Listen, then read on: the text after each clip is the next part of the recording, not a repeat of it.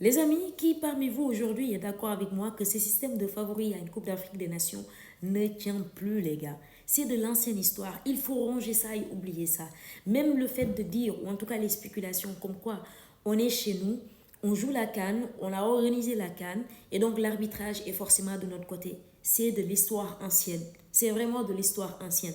Cette Coupe d'Afrique des Nations, elle montre vraiment, je ne parle pas des équipes qui se sont qualifiées sur le fil lors de la troisième journée. Non, je parle des équipes qui méritent, qui ont mérité leur qualification, qui ont fait un parcours extraordinaire pour mériter, ou en tout cas pour se qualifier en huitième de finale. Je reviendrai sur ces équipes Tokarest qui se sont qualifiées sur le fil en huitième de finale. J'y reviendrai également. Mais c'est juste pour dire que le niveau du football africain, les gars, cette CAN le révèle de jour en jour. De jour en jour. Le niveau du football africain est au sommet mondial. Celui qui n'est pas convaincu de cela, c'est que tu n'as pas regardé la CAN tout simplement. Tu n'as pas regardé les matchs. Tu n'as pas regardé les matchs du tout. Donc on va revenir sur les matchs d'aujourd'hui entre la RDC Congo et l'Égypte, mais également sur le match entre les deux Guinées, la Guinée équatoriale et la Guinée Conakry. Juste avant de commencer cette vidéo, s'il te plaît, si tu n'es pas encore abonné au compte Les Acrofoot, je t'invite à le faire, mais également, allez vous abonner en masse sur la chaîne YouTube Les Acrofoot, les gars. Je vais d'abord commencer par cette rencontre entre l'Égypte et la RDC Congo, donc élimination de l'Égypte en huitième de finale, la RDC Congo qui valide son ticket pour les quarts de finale et qui affrontera donc la Guinée-Conakry qui a pris le dessus sur la Guinée équatoriale. D'abord sur le premier match, le match entre la RDC et l'Égypte, les gars. Comme je le disais tout à l'heure, le niveau du football africain, il est là. Ne passe, je dis bien, que les équipes qui méritent.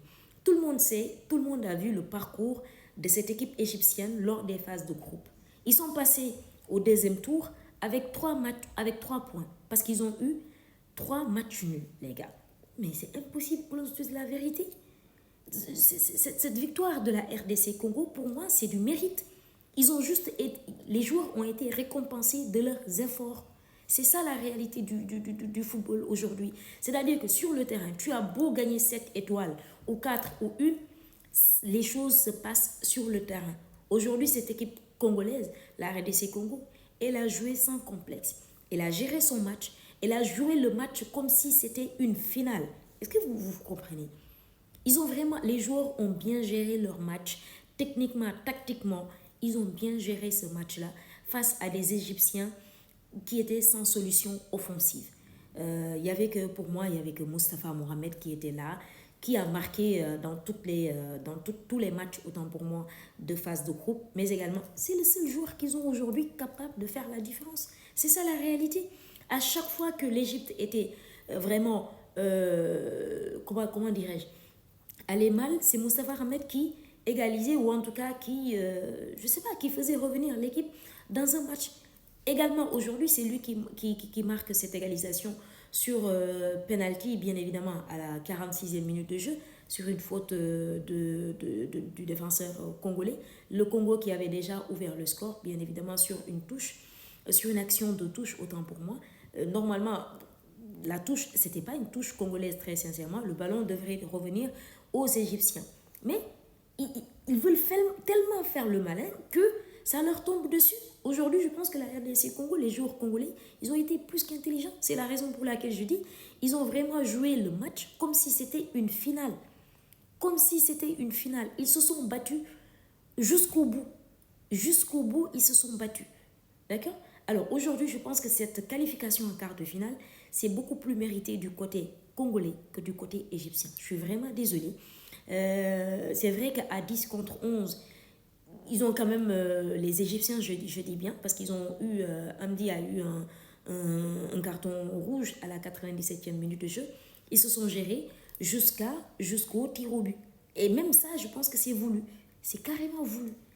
Tout le monde connaît les Égyptiens, c'est leur fort. Mais quand on regarde comment dirais-je, ces phases de groupe tocaresques de la part de l'Égypte, même en 2022, c'est ce qui s'était passé. Personne ne sait comment l'Égypte a fait pour aller jusqu'en finale.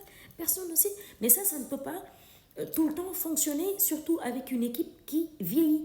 il y a beaucoup de vieux dans cette équipe-là, donc ils ont intérêt tout simplement à rajeunir leur équipe.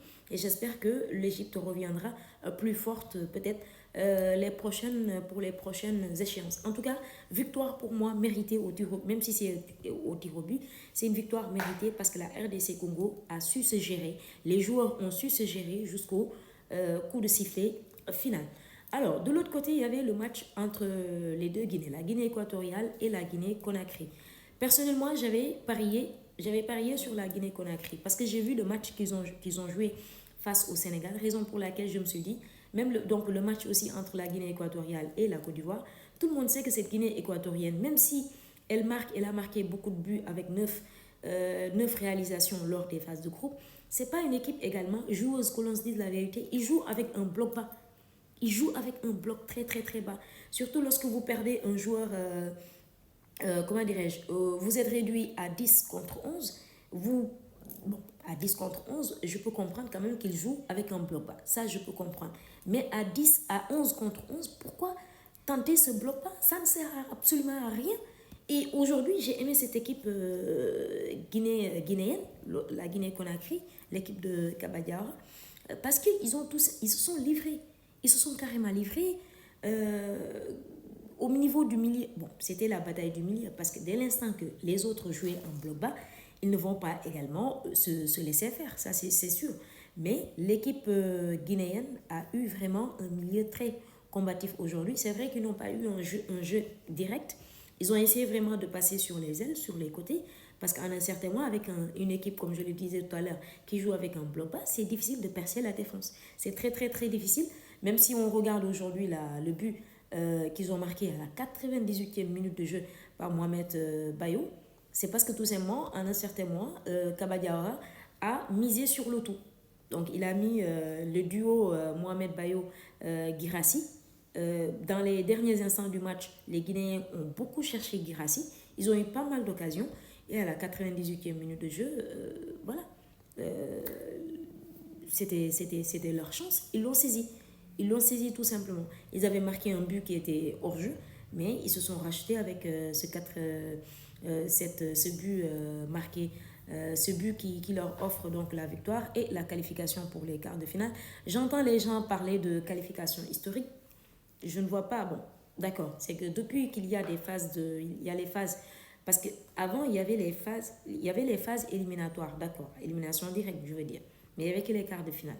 C'est juste que depuis que la CAF a mis les huitièmes de finale, c'est là où la Guinée-Conakry n'a jamais passé ce cap-là pour se qualifier en quart de finale.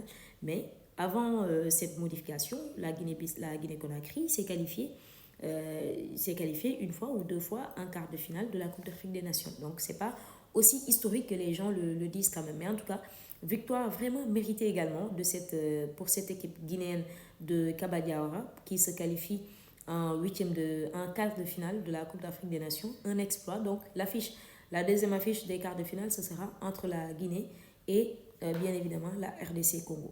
Mais en tout cas, ce que je voulais dire, ou ce que j'insiste vraiment sur ce point-là, pour moi, quand vous voyez le parcours du Cameroun, qui est chaotique, quand vous voyez le parcours de la Côte d'Ivoire, j'ose pointer du doigt la Côte d'Ivoire parce qu'ils n'ont pas également un parcours méritant pour qu'ils passent, que l'on se dise la vérité. Cette équipe égyptienne, cette équipe camerounaise, cette équipe, comment on appelle ça, ivoirienne, elle ne mérite pas du tout de passer le cap pour aller se qualifier en quart de finale, que l'on se dise la vérité. La Côte d'Ivoire, elle s'est qualifiée comment? Sur une victoire du Maroc sur la Zambie. Le Cameroun, ils étaient sur le fil vraiment, ils avaient un pied derrière, je sais pas, un pied au Cameroun, un pied en Côte d'Ivoire. Cette équipe égyptienne aujourd'hui qui se qualifie parce qu'ils ont eu 3 points en 4 matchs, vous avez des matchs nuls. Mais c'est pas possible les gars, que l'on se dise la vérité. Donc c'était tout ce que je voulais dire, mais en tout cas, il faut vraiment, ces équipes-là aujourd'hui, chaque équipe doit se gérer. Demain, surtout pour le match entre le Sénégal et la Côte d'Ivoire, le Sénégal doit juste savoir se gérer, savoir qu'elle est supérieure à cette équipe ivoirienne et qu'on doit passer. On a le sacerdoce, je l'ai dit et je le répète, on a le devoir de passer. Cette équipe ivoirienne ne doit pas caler le Sénégal, c'est impossible, ça ne doit pas se passer comme ça. Et moi, j'ai foi en cette équipe sénégalaise et je suis sûre et certaine qu'on ira jusqu'en finale, Inch'Allah.